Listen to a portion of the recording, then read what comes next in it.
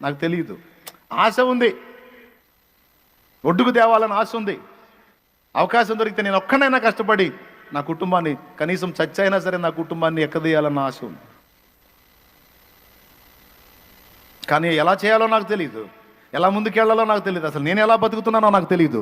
అలాంటి టైంలో నా ప్రభువు నన్ను దర్శించాడు.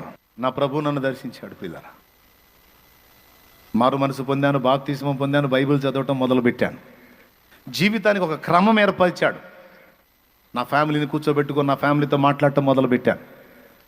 మీరేం కంగారు పడొద్దు, చింతపడొద్దు, కలత చెందొద్దు, భయం పడొద్దు. నా మాట వినండి. నలుగురు కష్టపడి పనిచేద్దాం, 4 రూపాయలు సంపాదిద్దాం.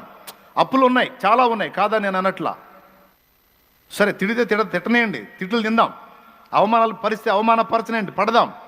కానీ మనం భయపడదు, ఎందుకంటే మనం జీవం గల దేవుడిని నమ్ముకొని ఉన్నాం. మనం జీవం గల దేవుడిని నమ్ముకొని ఉన్నాం. ఇప్పటిదాకా ఎట్లా పడితే అట్లా విచ్చలవిడిగా జీవించాం. ఇక అలా కాదు, ఒక క్రమంలోనికి వద్దాం. అందరం కలిసి కష్టపడదాం, 4 రూపాయలు తెచ్చి ఒక దగ్గర వేద్దాం, అదంతా కలిసి ఒక మొత్తం చేసి ఒక్కొక్క అప్పు కడదాం అని ఇక అందరం కలిసి 6 దినాలు కష్టపడి పని చేయటం, తలా రూపాయి తీసుకొచ్చి ఒక మొత్తం చేయటం.